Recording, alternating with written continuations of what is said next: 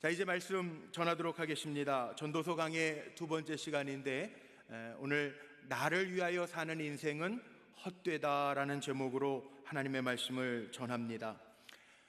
우리가 살아가면서 최대 관심사가 뭐냐 이렇게 물어보면 모든 분들이 우리가 행복하기 위해서 삽니다라는 고백들을 합니다. 가까이 있는 어느 교회에는 대형 연수막에다가 결혼의 목적은 행복이 아니라 거룩입니다 라고 쓰여 있는 것도 저도 보았는데 무슨 뜻인지는 알겠고 또 신성한 가정, 또 신성한 결혼 생활이라고 하는 면에서는 충분히 이해가 되는데 그래도 같이 본 어느 권사님도 그러시더라고요. 그래도 결혼은 행복해야 되는데 그러시더라고요. 맞아요. 행복해야 됩니다. 결혼뿐만이 아니고요, 열심히 땀 흘려서 일하는 것도, 자녀들을 정말 헌신하면서 눈물로 기도하면서 섬기는 것도 모두가 행복하기 위해서 하는 노력들입니다. 오늘 전도서에 읽는 말씀을 통해서 정말 행복하기 위해서 우리가 어떻게 살아야 되는가, 그 해답을 좀 얻으려고 합니다.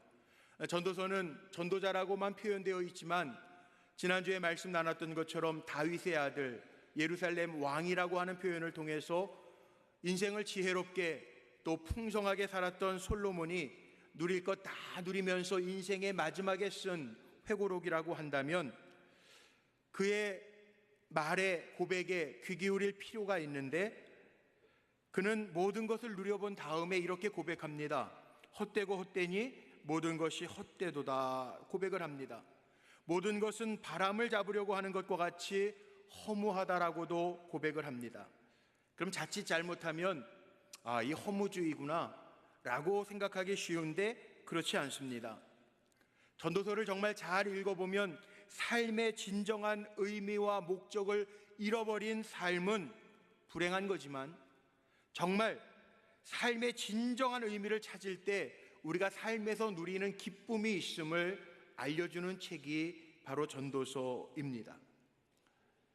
노자가 쓴 도덕경이라고 하는 책이 있습니다. 도덕경이라고 하는 책은 윤리 문제를 다룬 것이 아니라 도와 덕에 대한 진리를 담고 있는 책인데 도덕경 7장에 보면 이런 말이 있습니다. 천장지구 천지소위 능장차구자 이기부자생 고능장생이라. 무슨 말인지 하나도 못 알아들으시겠죠? 제가 풀이를 해놨는데요, 이런 말입니다. 하늘과 땅은 영원하다. 하늘과 땅이 영원한 까닭은 자기 스스로를 위해 살지 않기 때문이다. 이것이 하늘과 땅이 영원할 수 있는 비결이다 라는 뜻입니다. 지난주에 말씀 나눴던 전도서 1장 4절 말씀에 보면 이런 말씀 나오죠. 한 세대는 가고 한 세대가 오되 땅은 영원히 있도다. 왜 땅이 영원할까요? 도덕경에 나오는 말을 빌리자면 땅과 하늘은 스스로를 위해서 존재하지 않기 때문이라는 거예요. 하늘은 하늘을 위해서 존재하지 않습니다. 땅은 땅을 위해서 존재하지 않습니다. 하늘은 하늘 밑에 있는 사람들을 위해서 존재합니다. 땅은 땅 위에 있는 사람들을 위해서 존재합니다. 그래서 우리가 땅에다가 요즘에 여름철 농사 지시면서 온갖 채소를 얻어서 먹고 사시는 분들도 있죠. 무엇이 진정한 의미의 인생일까? 자기 중심적으로 살지 말라는 거예요. 나만을 위해서 존재하면서 살지 말라는 거예요. 그렇다면 오늘 예배 자리에 나오신 우리 성도님들에게 제가 질문을 한번 던져볼게요. 여러분은 어떻게 살고 계십니까? 무엇을 위해서 살고 계십니까? 누구를 위해서 살고 계십니까? 오늘 전도서 2장의 말씀은 여기에서부터 출발합니다. 전도서 2장에는 나를 위해서 산 인생, 나를 만족시키기 위해서 땀 흘린 인생이 어떠한 인생인지를 소개하고 있어요. 나만을 위해서 살다가 보니 이것도 헛되고 헛되다라고 전도자는 희종일관 고백하고 있습니다. 오늘 읽었던 전도서 2장 말씀 1절로 11절 딱 반밖에 읽지 않았습니다. 그런데 오늘 이 전반부의 내용들을 보면서 읽으면서 이 말투를 한번 보세요. 다 1인칭입니다. 나는 내 마음에 이르기를 내 마음속에 내 육신, 내 사업, 내 지혜, 내 눈, 내 수고, 나를 위하여 내가 시험 삼아 내가 어떻게 하여야 내가 돌이켜, 전부 다 이런 말투예요. 쉴 새 없이 내가라고 하는 말들이 이어져 가고 있습니다. 전도서 2장은요, 나만을 위해서 산 인생을 보여주고 있어요. 나만을 위하여 살아왔기 때문에 뼈저리게 느끼게 된 인생의 허망함을 지금 고백하고 있어요. 이렇게 얘기하면 그럼 개인적인 행복은 추구하지 말라는 이야기인가? 이렇게 질문할 분들이 있습니다. 아닙니다. 인생은요, 누구나 다 행복해야 될 권리가 있습니다. 행복을 추구하는 것이 나쁜 것이 아닙니다. 사람들이 행복을 추구하면서 그 욕망을 잘 썼기 때문에 인류가 발전해 왔습니다. 어떻게 보면 건강한 의미의 욕망과 행복 추구는 당연한 거고, 그것이 우리의 인생의 삶을 변화시키고 더 나은 삶으로 만들었습니다. 삶에서 적절한 즐거움과 행복을 추구하면서 사는 것은 정당한 것입니다. 그래서 우리가 행복을 추구하기 때문에 열심히 땀 흘려 일하면서 때로는 여가 생활도 하고 취미 생활도 하고 여행도 하고 놀이문화도 갖습니다. 이게 잘못됐다는 게 아니에요. 일상적인 생활을 반복하다 보면 짜증나는 일들도 있고, 또 적절하게 쉬지 않으면 우리가 창의력이나 또 피로감이 몰려와서 여러 가지 어려움을 경험할 때도 있습니다. 인간이기 때문에 그렇습니다. 예수님도요, 본인뿐만 아니라 제자들에게 마가복음 6장 31절 말씀에 보니까 이런 말씀도 하셨더라고요. 야, 따로 한적한 곳에 가서 좀 잠깐 쉬어라. 여기 사람들이 너무 많이 몰려있고 우리가 할 일들이 너무 많으니 이거 밥 먹을 시간도 없구나. 이런 표현을 예수님이 하신 적도 있어요. 제자들을 배려하면서 때로는 좀 쉴 때는 쉬어라 라고 하는 말씀이기도 하죠. 왜냐하면 우리가 이 땅에 살아가는 동안에는 육신의 한계가 분명하게 있기 때문에 그런 거예요. 우리가 한자를 상형 문자라고 이야기합니다. 뜻이 담겨있는 그 모양을 통해서 뜻이 담겨있는 글자다. 상형 문자라는 이야기를 많이 하는데, 태어날 생, 날생자, 인생생자를 보면 이런 뜻이라는 거예요. 소가 외주를 타는 거예요. 이게 날생자, 태어날 생자, 인생생자라는 거예요. 소가 외주를 타는 게 인생이라는 거예요. 인생이 쉽습니까? 어려워요. 얼마 전에 우리 청년들 직장을 취업을 앞두고 있는 청년들이 그런 한숨을 져요. 기도 부탁하면서, 목사님, 이게 만만하지가 않아요. 사회에 나오니까 만만하지가 않대. 맞죠? 만만하지 않습니다. 정말 소가 외줄 타는 것과 같은 게 인생이에요. 그럼 직장생활 잘하는 우리 권사님들, 장로님들은 괜찮은가? 아니에요. 직장생활 하시거나 사업하시는 분들도요, 다 요즘에 사는 게 만만하지 않대요. 그러니까 정말 인생은 만만하지 않는 삶을 우리가 살아가는데요, 뜻하지 아니하는 일들도 만나면서 살아가는데요, 우리 이면진 선교사님 지난 금요일날 우리 금요 철야 말씀 전해 주셨는데, 철야 전에 같이 식사하면서 이런 얘기 저런 얘기 하면서요, 벌써 암 수술 받으신 지 1년이 딱 지났다고 그러는데 이제 몸은 많이 건강해지셨어요. 그런데 그런 고백도 하시더라고요. 아프면서 성경이 다시 보이기 시작했고, 또 시도 읽으면서 그래, 인생이라는 게 이런 거구나 라고 하는 것도 많이 생각하게 되셨다라는 이야기도 하시더라고요. 그래요. 우리가 인생을 살아가다 보니까 쉽지 않아서 하나님의 말씀이 능력인 것 의지하면서 우리가 말씀 읽으면서 살아가고요, 때로는 정말 모닥불 피워놓고 노래하면서 우리의 마음의 평안도 한번 찾아보려고 하고요, 시를 읽으면서 우리의 마음의 감성을 풍부하게 하면서도 살아갑니다. 왜? 늘 쫓기는 삶이 불안하기 때문에 그래요. 그런데 저도 그런 생각이 들더라고요. 그래, 때로는 분주하게 바쁘게 사는 것만이 좋은 건 아니겠구나. 때로는 신앙이라고 하는 게 내가 다 하려고 하지 말고 하나님 앞에 좀 내려놓을 수 있는 것, 하나님을 신뢰하면서 맡길 수 있는 것, 이게 신앙이지 라는 생각이 들 때도 있어요. 그게 우리 사랑하는 성도님들, 어려운 인생 살아가면서요, 너무 긴장하면서 불편하게만 살지 마세요. 우리나라 사람들이 그렇게 살아서요, 다른 나라보다 스트레스 지수도 높고 암 발병률도 높대요. 그러니까 정말 하나님 앞에 때로는 좀 맡기고요, 평안하게 사세요.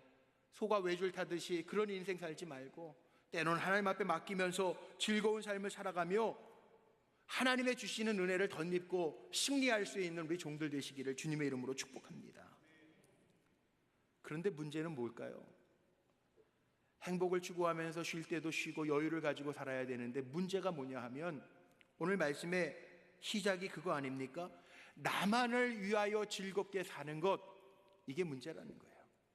오늘 전도서 2장 1절 말씀을 다시 한번 보십시오.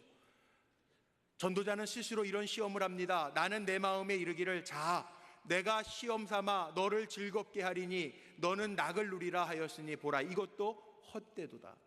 여기 너라고 하는 대명사가 나오는데 2인칭 대명사가 아니라 자기 스스로에게 얘기하는 거예요. 자, 이제 내가 스스로 나를 시험해 보는데 너를 즐겁게 해봐라.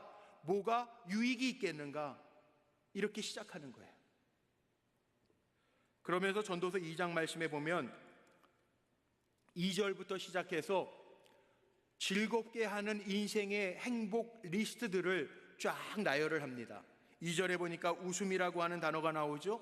3절에 보니까 술이라고 하는 단어도 나옵니다. 4절 말씀에 보니까 내 사업, 일에 대한 이야기도 나오죠. 8절 말씀에 보니까 은금, 보배, 또 8절 후반절에 보니까 처첩에 대한 이야기도 나옵니다. 2절 말씀에 보면 내가 웃음에 관하여 말하여 이르기를 그것은 미친 것이라 하였고 희락에 대하여 이르기를 이것이 무슨 소용이 있는가 하였노라. 지내고 보니까 이거 웃고 떠드는 것, 이거 아무것도 아니더라는 거예요. 그때뿐이라는 거예요. 정말 그렇지 않아요? 저는 우리 인생을 살면서 우리 사랑하는 성도님들이요, 행복하게 정말 웃으면서 살았으면 참 좋겠어요. 아멘이십니까? 슬프게 사는 것보다 웃으면서 사는 게 훨씬 좋잖아요. 그런데 여기 정말 웃음이라고 하는, 페이크라고 하는 히브리 단어가요, 웃음 짓게 하는 일, 웃을 만한 일, 웃는 일, 이거 다 포함해서 웃는 거예요. 그런데 우리의 삶이 정말 웃으면 기쁠까요? 하박국 선지자는 이런 고백했죠. 하박국서 3장에 보면 나에게 포도나무에 열매가 없고 무화과 나무에 소출이 없고 외양간에 소가 없고 우리의 양이 없어도 난 여호와로 인하여 즐거워하리, 난 여호와로 인하여 즐거워하리 고백해요. 우리가 정말 웃는 일이 뭐 때문에 즐거워하고 기뻐하는가 한번 점검해 봐야 돼요. 웃음 이게 순간이라는 거예요. 순간. 제가 여러분 한번 웃겨볼까요? 목사님이요, 이런 질문을 하는데 이게 대답을 하실 수 있는 분이 있는지 모르겠네요. 성경에 보면 가장 행복한 여인이 있대요. 누군지 아세요? 예, 모르실 줄 알았어요. 제가 힌트를 드릴게요. 구약에 한 사람, 신약에 한 사람이 있어요. 누군지 아시겠어요? 예, 모르시니까 제가 알려드릴게요. 구약에는 하와고 신약 성경에는 마리아래요. 예수님의 어머니 마리아. 이유인즉슨 구약에 나오는 하와는 시어머니가 안 계시고 신약에 나오는 마리아는 며느리가 없대요. 요즘 세태를 반영하는 얘기인 것 같은데 여러분 웃으셨잖아요. 웃음은 잘못된 게 아닌데요, 이게 웃음만이 해답은 아니라는 거예요. 웃음이라고 하는 거 이때는 즐겁지만 웃고 마는 거죠. 순간에 불과하다는 거죠. 그 웃음이 우리에게 영원한 행복을 주는 것은 아니라는 거예요. 그 다음에 나오는 또 다른 것들이 있습니다. 3절 말씀에 보니까 그 웃음도 헛되고 그 웃는 일이 유익이 없다. 전도자는 이렇게 고백하고 3절 말씀에 보니까 그러면 내 육신을 술로 인하여 즐겁게 할까? 라고 하는 물음을 가지고 술도 마셔봅니다. 취해봅니다. 술김에 하는 일들이 있잖아요. 취중진담이라고 술의 힘을 빌려서 해보는 일들도 해봤다는 거예요. 그런데 그것조차도 인생에 아무런 의미가 없다는 거예요. 네. 술 얘기 나오면 꼭 질문하는 남자분들이 계시죠. 목사님, 술 마시면 천국 못 갑니까? 이렇게 물어보는 분들이 있어요. 저는 아주 강하게 얘기합니다. 갑니다. 다른 사람들보다 빨리 갑니다. 술 마시면 건강 나빠져서. 네. 술도요, 아무런 인생의 의미가 별로 없다는 거예요. 솔로몬이 그 다음에 또 해봅니다. 뭘 해보느냐, 이번에는 4절 말씀해 보니까 나의 사업을 크게 하였노라. 사업을 크게 해봅니다. 마음만 먹으면 왕이니까 뭐든지 할 수 있습니다. 어떤 식으로 크게 했는가? 나를 위하여 집도 지었대요. 4절 말씀해 보니까 나를 위하여 집도 지었다. 열왕기상 7장 말씀해 보면 솔로몬의 한 일들이 있죠. 우리가 아는 것처럼 다윗이 준비해 놓은 성전 건축을 위한 은금 나무들을 가지고 예루살렘 성전을 7년에 걸쳐서 짓습니다. 솔로몬이 왕궁도 새롭게 합니다. 왕궁은 13년이라고 하는 시간을 거쳐서 백향목으로 자기의 왕궁을 짓습니다. 얼마나 화려하게 지었을까? 13년 동안 가히 생각해 볼 수 있죠. 웅장하고 호화스럽게 지었을 거예요. 육신을 위해서 집도 많이 지어봤는데 이것도 헛되다는 거예요. 그것뿐이 아닙니다. 오늘 본문에 눈여겨보세요. 포도원도 읽어보고요, 동산과 과원도 만들어보고 과목도 심고 멋진 정원을 만들어 봅니다. 물을 대기 위해서 그 정원에다가 연못도 팠습니다. 철따라 꽃이 피고 열매 맺는 과목들도 심어 놓았습니다. 에덴 동산처럼 아름답게 꾸며 놓았습니다. 화려한 궁궐 안에 이렇게 멋진 정원들, 연못까지 만들어 놓고 즐거움의 극치를 누리려고 했는데 이것마저도 헛되다는 거예요. 7절 말씀에 보니까 이런 말씀도 있어요. 많은 노비들, 왕이니까 권세를 이용해서 많은 노비들을 사기도 하고, 노비들이 그 집안에서 아이를 낳기도 하고요, 말도 많고 종들도 많습니다. 가축도 많습니다. 7절 말씀에 뭐라고 표현해놨냐면, 나보다 먼저 있었던 예루살렘의 어떤 사람들보다도 내가 가지고 있는 것이 제일 많다는 거예요. 비교할 수 없이 많은 것을 누렸고, 은금, 각 지방에 있는 특산물, 보배로운 것 다 가져봤다는 거예요. 그런데 이것도 헛되다라는 거예요. 처첩이요? 솔로몬이 1000번이라고 하는 거, 솔로몬하고는 관계가 참 많은 것 같아요. 성경 읽으면 1000번째로부터 시작하는데 오늘 본문에 보니까는 솔로몬은 1000번째뿐만 아니라 이 처가 700명이고 첩이 300명이래요.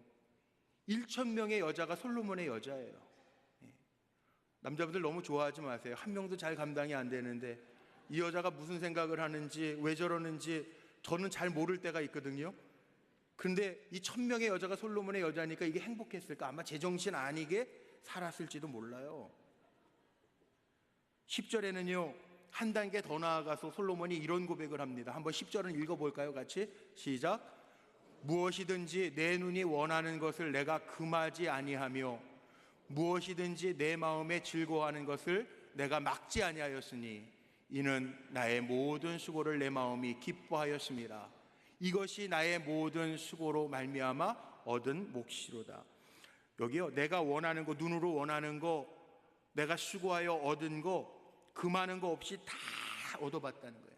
하고 싶은 거 다 해보고, 먹고 싶은 거 다 먹어보고, 내 눈으로 원하는 거 다 가져봤다는 거예요. 근데 11절의 결론이 뭔지 아세요? 11절 말씀해 보니까 이렇게 나옵니다. 솔로몬이 표현합니다. 그 후에 내가 생각해 본즉 내 손으로 한 모든 일과 내가 수고한 모든 것이 다 헛되어 바람을 잡는 것이며 해 아래에서 무익한 것이로다. 솔로몬이 다 해봤는데, 다 가져봤는데, 다 누려봤는데 이게 무익한 거래요. 무익한 거. 이게 솔로몬이 전하려고 하는 게 뭘까요? 지난주에도 전도서를 시작하면서 그런 말씀드려서, 전도서를 읽을 때에는 문자적으로만 읽지 말고요, 거꾸로 생각하면서 읽으면 거기에 답이 있어요. 해 아래에 있는 모든 것이 헛되고 헛되도다 그랬으면 우리는 어떻게 살라고요? 해 위에 있는 것을 생각하면서 살면 거기에 답이 있다는 거예요. 세상에서 모든 것 가져보고, 모든 것 누려보고, 모든 것 먹어보고, 모든 것 행해봤는데 그것이 다 헛되다라고 하면 그 외에 다른 것이 있다는 거예요. 그러면 솔로몬이 하고자 하는 말이 뭘까요? 내가 다 가져보고 누려보고 행해봤는데 이것이 헛되다라고 하는 이야기는, 내가 살아보면서 이런 실패를 했는데 이 글을 읽는 너희들은 이 실패를 반복하지 마라 라고 하는 교훈이 담겨져 있습니다. 다 갖는다고 좋은 걸까요? 아니더라고요. 아니더라고요. 요즘 시대가 얼마나 좋아졌어요. 제가 말씀 준비하면서 생각해 보니까 그게 먼 시절이 아니, 제가 어렸을 때였어요. 예? 집마다 전화도 다 없었어요. 그래서 집 전화가 있는 집에 자녀들은요 바빴어요. 왜? 뛰어다녀야 돼. 옆집에 가서 아유 전화 왔어요. 그럼 전화 바꿔줘야 돼. 예? 백색 전화, 흑색 전화 기억나십니까? 자가 전화가 있고요. 예? 전화가 있었어요. 근데 요즘은요 아이들까지 다 핸드폰 들고 다녀요. 얼마나 편한지 몰라요. 자동차요? 저희 초등학교, 중학교 다닐 때 현대자동차에서 처음으로 포니 자동차 우리나라에서 처음 우리나라 이름으로 나와요. 그전엔 택시 다 코로나 택시 뭐 이런 거였잖아요. 현대자동차 포니가 나오면서 뒤에 쪼랑말, 예? 제 친구들 아이들이요 학교 갔다 오는 길에 그 쪼랑말 띄어가지고 오는 게 유행인 적이 있었어요. 예? 요즘에 우리 동네 벤츠도 많고 외제차 많잖아요. 어디 벤츠차라고 그 엠블렘 띄어가지고 오는 아이들이 있더나요? 없어요. 지금 엄청나게 편해졌는데 그러면 행복합니까? 그것도 아닌 것 같아요.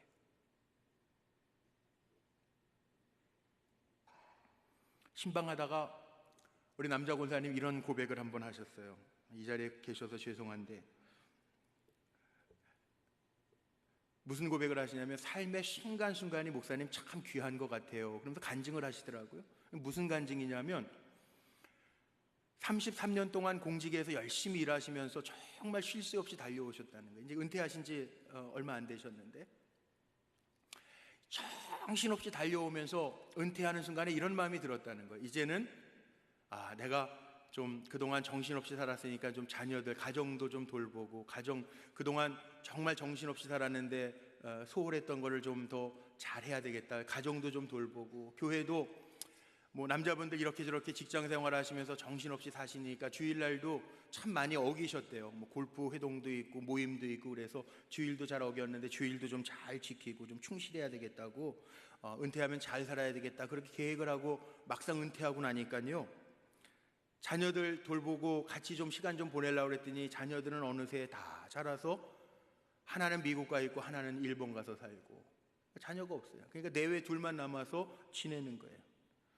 둘만 남았는데 문제는 뭐냐면은 삼식이가 뭔지 아세요? 참고로 집에서 세 끼를 먹는 남자를 삼식이라고 표현한대요. 집에서 안 먹는 분들은 이제 영식이라고 표현하고 삼식이가 돼가지고 세 끼를 다 먹는데 남자분들 세 끼 다 먹으면서 중간에 간식 챙겨 먹으면 종갓나 새끼래요. 그 인생이 된 거야. 그 인생이 되니까 나는 정말 은퇴하고 나서 잘 가족도 돌보고 교회 생활도 열심히 하려고 그랬는데 막상 은퇴하고 나니까요 아내가 처음에는 몇 달은 정말 잘해주더래요. 그리고 교회 아내가 먼저 그 권사님 교회 갈 일이 있으니까 남편에게 이거 점심 잘 차려 먹으라고 레시피까지 만들어서 요거 넣은 다음에 요거 넣고 요거 넣어서 끓여 먹으라고 레시피까지 다 써놓고 가더래요.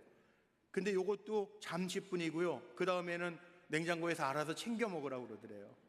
그러면서 그러시더라고요.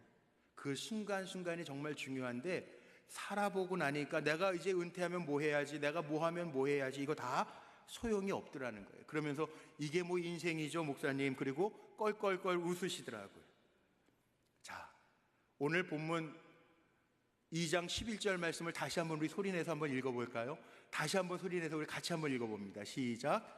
그 후에 내가 생각해 본즉 내 손으로 한 모든 일과 내가 수고한 모든 것이 다 헛되어 바람을 잡는 것이며 해 아래서 무익한 것이로다. 이게 인생이에요.